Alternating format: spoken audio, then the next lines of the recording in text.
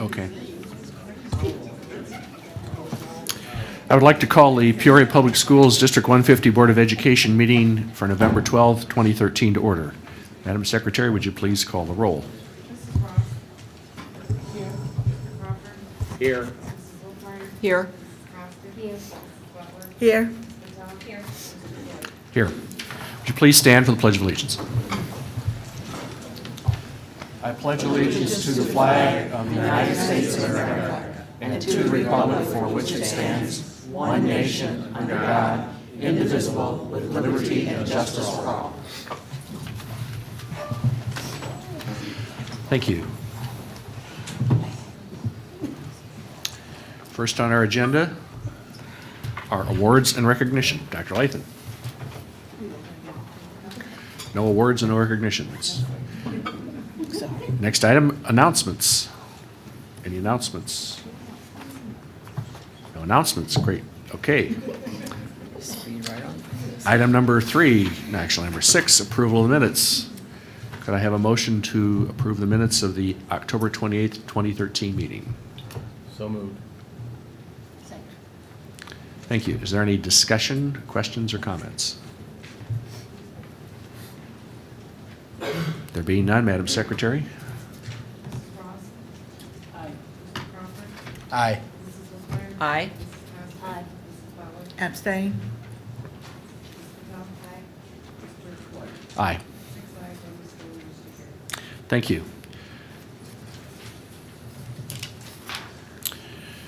We have now come to the place in our agenda where members of the public may address the school board on any topic. Please come to the podium and give your name for the benefit of our minutes. The time limit for any one speaker is 5 minutes, and the time limit for any one topic is 20 minutes. No person less than 18 years of age may address the board unless accompanied by his or her parent, guardian, or teacher, except with the unanimous consent of the board. First this evening is Savino Sierra.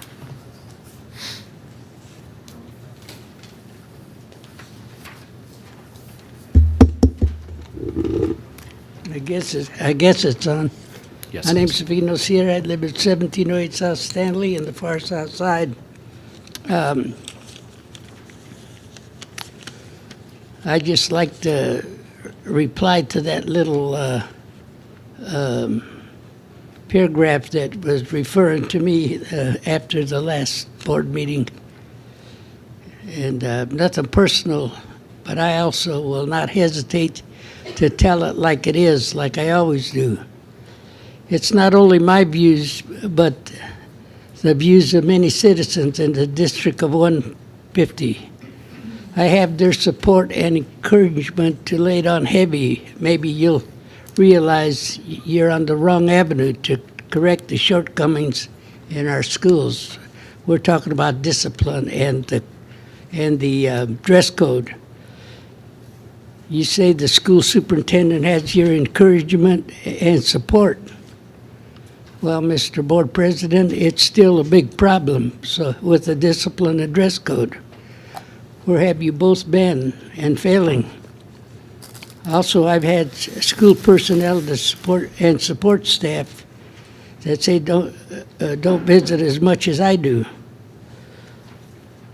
All students of all different stripes are a big concern to me. I still have grandchildren in the schools, and that isn't any baloney. P.S. I think what we need is a different ball team. Thank you.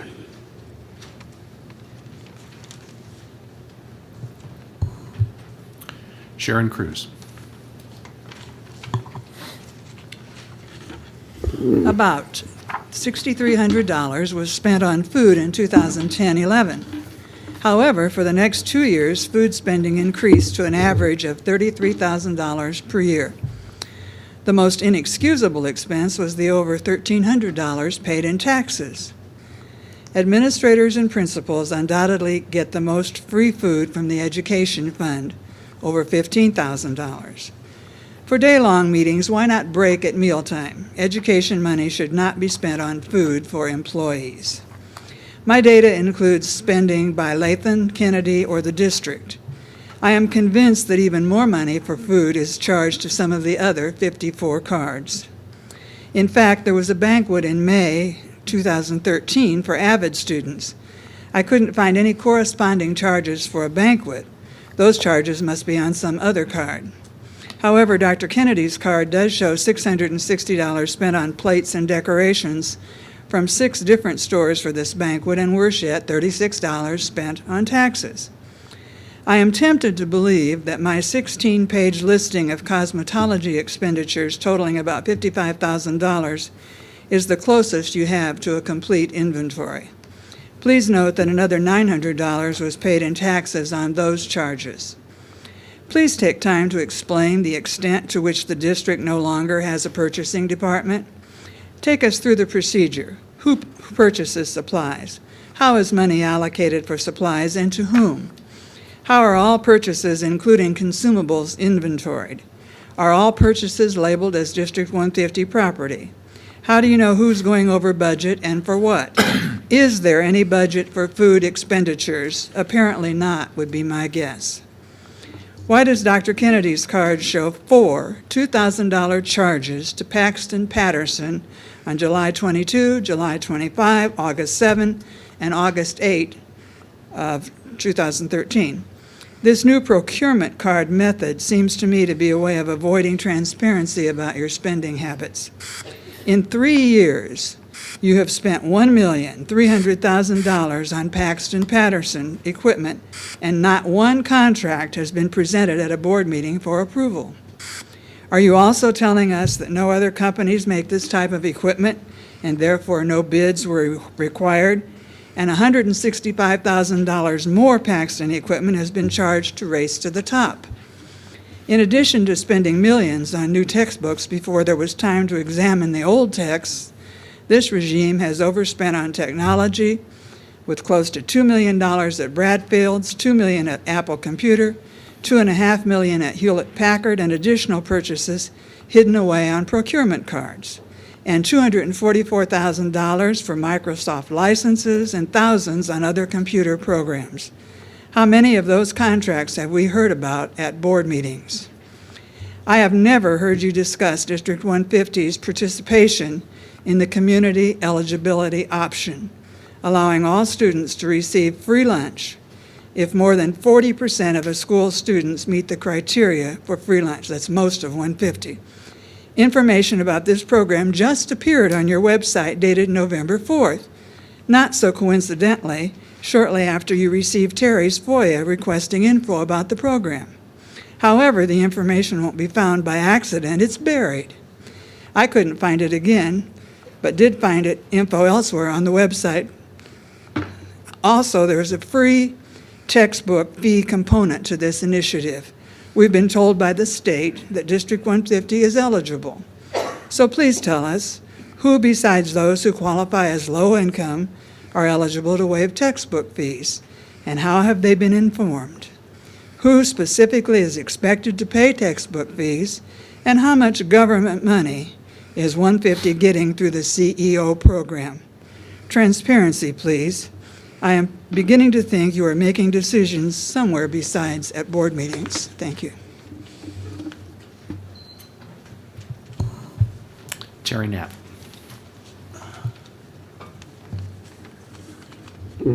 Terry Knapp, 922 West Wilshire Drive, Peoria. I'd like to talk about 2 things tonight in particular. One is this article that you have before you from Mr. Luciano from the Journal Star that was written, I believe, August 27th, thereabouts. I've FOIA'd information concerning this from the district. The district has asked for an extension to get me that information, so I'm sure that I'll bring that information to you later. But in this article, and I'm sure most of you read this because the result was that the district and Dr. Latham moved to go to a heat schedule after he wrote this article, I believe. It's important for me to demonstrate or illustrate that the principal in this case had a couple of quotes to his staff. One was, as a result of the situation, our school was negatively featured in the media. If you read this article, I don't see any negative portrayal in this article whatsoever, other than the fact that the district wasn't on a heat schedule. I mean, this says, you know, kids and teachers were interviewed, and basically the second quote says to the staff, I guess, it is my expectation, that's from the principal, that the staff of Calvin Coolidge supports Calvin Coolidge and the district in a positive manner. This is a positive article. This is saying that it was too hot for the kids to not be on a heat schedule. It doesn't say that Calvin Coolidge is a bad school. It doesn't say that the administrator is a bad administrator. It doesn't say the District 150's board or superintendent or central administration was bad in any way. It said it was too darn hot, you know, for kids to function. I've been there in summer school as president of the union at Irving when it was 100 degrees in the classroom, when we offered, you know, air conditioners to pay them from the union coffers and was denied. But the kids were in there anyway at 100 degrees during summer school. You think that that's ideal to be in 100-degree heat? Same way at Calvin Coolidge.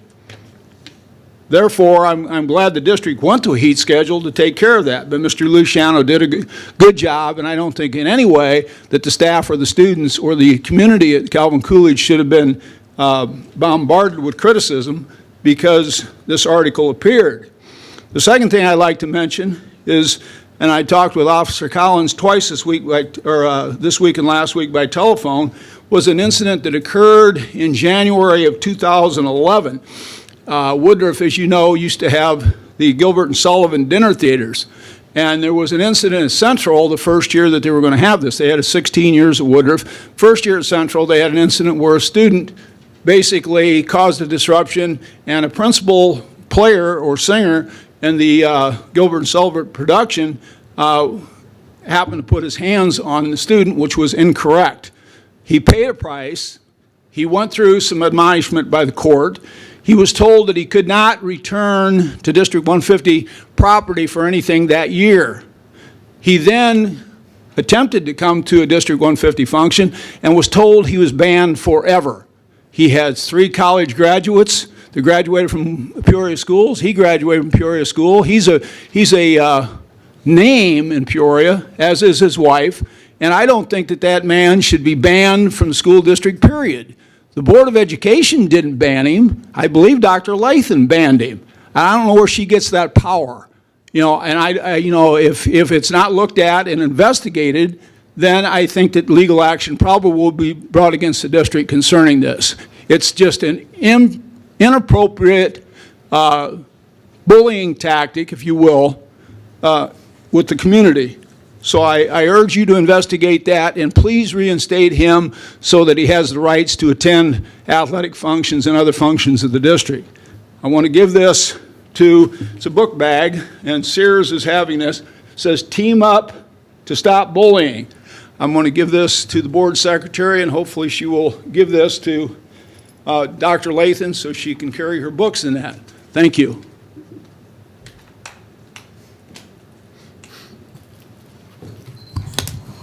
Dr. Lathan, the response to those comments. I don't want the book bag, thank you, because let's just go back to overall, the board is very well aware of situations that occur in our district when we need to stop people from entering on our campus. So the board was very involved. I think there's some kind of misunderstanding out there that the board is not aware of things that happen. But when things happen and things happen to our students, they are very much aware, and then decisions are made. It is our decision to decide who can and who cannot enter into our campuses. And we will continue to uphold that. And also as a result of our heat schedule had nothing to do with the article that was printed in the paper. We have tried to be as transparent as possible. Just because individual taxpayers don't agree with decisions that are made at the district level does not mean that we're not doing anything correct or improper. It just means that we have a difference of opinion. That's why we have an elected board, and that's also why the superintendent is appointed to make decisions on behalf of the 14,000 students that we serve and the 2,600 employees. Thank you.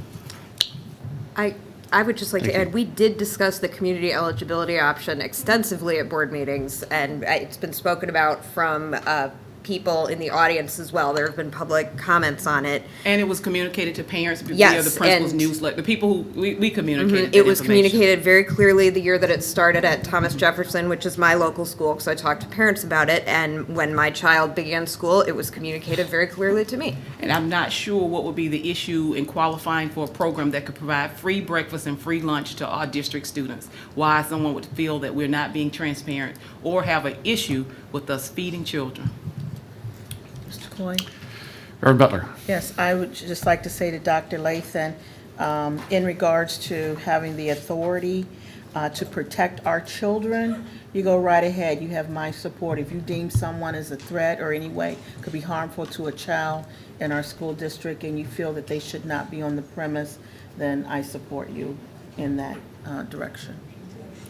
And just to clarify, that individual was not an employee of the district? He was not.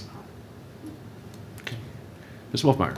And I'd just like to reiterate, in that specific incident, the board was fully aware of exactly what happened and what was going on with that incident. So it is not something that was done in a vacuum by the administration. We had all the information that we needed, that we felt we needed at the time to support a decision. Okay, thank you. Moving on, remarkable rules. We have the report on finances. Purchase orders over $2,500. Those are in the board packet. Any questions or comments on that?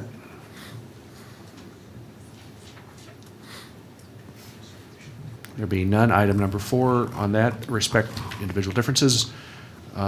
Report on requests under the Freedom of Information Act and the status of such requests. Dr. Lathan. Since our last board meeting report on October 15th, 2013, we received 11 new Freedom of Information Act requests. Of these new requests, 6 were filled. There were 6 pending requests noted on the October 15th, 2013 board report. 5 requests were filled. We received 109 requests for this calendar year. Thank you. We've come to the consent agenda, and I believe Mr. Crawford is going to read the consent agenda this evening. Thank you, Mr. President. Tonight's consent agenda consists of item number 1, gifts to the school district. This meeting, $430, year-to-date, $64,560.71. Proposed action that the following donations be accepted and letters of appreciation sent to the donors. Tonight's gifts include several donations to the Washington Gifted PTO. We thank those who made those donations, and again, letters of appreciation will be sent. Also, there were some donations to the Peoria Public Schools Foundation Right Now Fund. Again, we appreciate those donations, and we'll happily send letters of appreciation to those donors. Item number 2, payment of bills. Item number 3, human resources report. Proposed action, appointment, employment, compensation, performance, resignation, retirement, or discharge of an employee. Item number 4, payment for travel. Item number 5, resolution regarding the estimated amounts necessary to be levied for the year 2013. Proposed action. The Truth in Taxation Act requires that all taxing districts in the state of Illinois determine the estimated amount of taxes necessary to be levied for the year not less than 20 days prior to the official adoption of the aggregate tax levy of the district. That estimated amount is $68,070,102, which is $549,452 less than levied a year ago. Our timeline includes having the tax levy hearing on December 16th, 2013. It is our recommendation that the Board of Education approves the attached resolution with regard to the tax levy. Item number 6, school-wide plans of Charter Oak Primary, Franklin Primary, Glen Oak CLC, Harrison CLC, Hines Primary, Jameson, Keller Primary, Lincoln, Northmore Primary, Roosevelt, Thomas Jefferson, Treewin, Villisca Henton, Whittier Primary, Woodrow Wilson Primary, Calvin Coolidge Middle, Lindbergh Middle, Mark Bills Middle, Rolling Acres Middle, Sterling Middle, Von Steuben Middle, Manual Academy, and Peoria High. Proposed action, that the Board of Education approve the revised Title I school-wide plans prepared by individual schools' universal leadership team and submitted by Charter Oak Primary, Franklin Primary, Glen Oak CLC, Harrison CLC, Hines Primary, Jameson, Keller Primary, Lincoln, Northmore Primary, Roosevelt, Thomas Jefferson, Trewen, Valeska Hinton, Whittier Primary, Woodrow Wilson Primary, Calvin Coolidge Middle, Lindbergh Middle, Mark Bills Middle, Rolling Acres Middle, Sterling Middle, Von Steuben Middle, Manual Academy, and Peoria High. Item number 7, recommendation for board approval of Rising Star scope of work for District 150. Proposed action, that the Board of Education approve the Rising Star scope of work document prepared and submitted by the district's universal leadership team. This document is a status report on the conditions work being done in school improvement with raised to the top expectations. The district universal leadership team continually updates information in the Rising Star site. Board approval is required before the scope of work is submitted to the Illinois State Board of Education. Item number 8, parent policies of Title I schools. Proposed action, that the Board of Education approve the Title I parent involvement policies prepared and submitted by Charter Oak Primary, Franklin Primary, Glen Oak CLC, Harrison CLC, Hines Primary, Jameson, Keller Primary, Lincoln, Northmore Primary, Roosevelt, Thomas Jefferson, Trewen, Valeska Hinton, Whittier Primary, Woodrow Wilson Primary, and Calvin Coolidge. Calvin Coolidge Middle, Lindbergh Middle, Mark Bills Middle, Rolling Acres Middle, Sterling Middle, Von Steuben Middle, Manual Academy, Peoria High, and Richwoods. Item number 9, approval of the intergovernmental agreement with the City of Peoria for the sale of the adult education Old Washington facility located 839 West Moss. Proposed action, Board of Education approve the resolution made and entered into this 12th day of November 2013 by and between the Board of Education of Peoria School District 150, Peoria County, Illinois Board, and the City of Peoria, Peoria County, Illinois, the city. The board currently holds title to the parcel of real estate commonly known as Old Washington School, located 839 West Moss, Peoria, Illinois, and no longer needs the property for its educational needs. Therefore, desires to sell it. Because the property has historical significance in the community and the city has a desire to see the property developed in such a manner that will maintain a certain level of such historical presence and in a manner consistent with the surrounding neighborhood. The board desires to cooperate with the city to seek a purchaser of the property on such terms and conditions that are reasonably acceptable to the city and the board. Mr. President, that concludes tonight's the items on tonight's consent agenda. Thank you, Mr. Crawford, and we appreciate your reading of that very repetitious list of schools. Would any member of the board wish to have any of these items pulled for a separate vote? If not, then could we have a motion for approval and a second of the consent agenda? So moved. Thank you. Is there any discussion, questions? Would like to highlight a few things. The school-wide plans for the Title I schools, the school communities, with the principals and their UOTs develop their school-wide plans. It just addresses how they are going to meet the student achievement goals that have been laid out for the individual schools based on their ISAT data, the NWEA data, and other data that's available to the individual schools. Also, number 7 is the recommendation for the board to approve the Rising Star scope of work for District 150. This is a requirement by the Illinois State Board of Education. And think about it as the strategic plan for the state. The district submits its plan through the Rising Star plan. There are different indicators that we must address, and we use information based on our strategic plan and also our district universal leadership team that's comprised of administrators and also union representatives work on the scope of work. The parent involvement policies for the Title I schools, once again, the schools create a policy of how they're going to communicate with parents, the different activities, whether we also as a district include parent university, each of the individual schools, their parent nights, ice cream socials, parent-teacher conferences, but just the schools communicating on when they will share information and updates with parents. And so once again, that is all of these. Basically, number 6 and number 8 are federal requirements that we submit the information to the state, who in turn submits it at federal level. Our Title I funding is based on that. And then the scope of work, once again, to make sure that the district is following the guidelines that have been established by the state. The levy information, you'll come back at the December 16th information where we'll hold the hearing, just so that you have that information. We're following the normal timeline of sharing that information leading up to the December 16th meeting. And then also, then item number 9 is just once again the sale of the property on Moss Avenue. The board last month declared it as excess property. And then, like I said, the city wants to see that area maintained based on its historical value. And so they want to work with the school district to make sure that that property is maintained and that we're able to sell that particular property. Any questions or comments? I have one or two here. On item number 8, the parent policies, that also involves the use of some Title I funds for parent involvement. Is that correct? Yes, that involves Title I funds. Each school receives a parent involvement allotment of funds, and so they can use that. Sometimes if you'll notice the school newsletters that you receive in your board packets, it'll have paid for or printed with Title I funds. And so when parents receive those newsletters, they use the paper and the different materials, but they are able to use those parent involvement funds. Okay, thank I you. just wanted to highlight also, there's a requirement that we set aside a certain amount of Title I funds for parent involvement kinds of things, like 15%, is it? Of our time? Not necessarily Not quite 15%. Carla, There's a- 1%. 1%. 1%. Mhm. But also. Well, something and- else is 15%. Yeah, I mean, okay, I missed that one. But just as a good point, though, remember, and that's why we, like I said, we have Parent University, and then also the schools also participate in Parent University. But one of the ways that we as a district try to communicate with parents and to get that information out. And then we send our mailers out every year to parents. You know, that's that July back-to-school mailer that we send.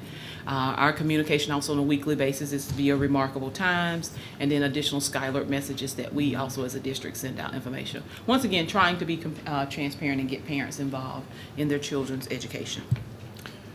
Okay, and then so far as item number 9, I believe this was in response to concern raised by the Moss Bradley area homeowners and members of the city council that wanted to make sure that the sale of that property was handled in a manner that was consistent with the neighborhood and their concerns. Yes, that's correct. And so this agreement provides a certain length of time for the city of Peoria to pursue the sale of that and act as, in effect, a intermediary in that transaction. Yes, you're correct. Okay. Any other questions or comments on the consent agenda? There being none, Madam Secretary, would you call the roll, please? Aye. Aye. Aye. Aye. Thank you. The deliberation agenda from the Discipline Committee, I'll take that. Ms. Ross? The review of suspensions, the proposed action is that the review of suspensions listed on the report dated November 12, 2013 be approved as presented. Second. Thank you, Madam Secretary. Aye. Abstain. Aye. Abstain. Abstain. Aye. Aye. Revocation of board probation. Proposed action is that the revocation of board probation listed on report dated November 12, 2013 be approved as presented. Second. Madam Secretary. Mrs. Ross? Aye. Mr. Crawford? Abstain. Mrs. Wolfmeyer? Aye. Mrs. Costi? Abstain. Mrs. Butler? Abstain. Ms. Patel? Aye. Mr. Floyd? Aye. 4 ayes, 3 abstain, motion carried. Expulsions. Proposed action is that the expulsions listed on the report dated November 12, 2013 be approved as presented. Second. Madam Secretary. Mrs. Ross? Aye. Mr. Crawford? Abstain. Mrs. Wolfmeyer? Aye. Mrs. Costi? Abstain. Mrs. Butler? Abstain. Ms. Patel? Aye. Mr. Floyd? Aye. 4 ayes, 3 abstain, motion carried. Students expelled, I'm Go sorry. ahead. All right, go ahead and read it then. Students expelled by the board are referred to by number, thereby ensuring privacy. Board action concerning the students has been decided in executive session.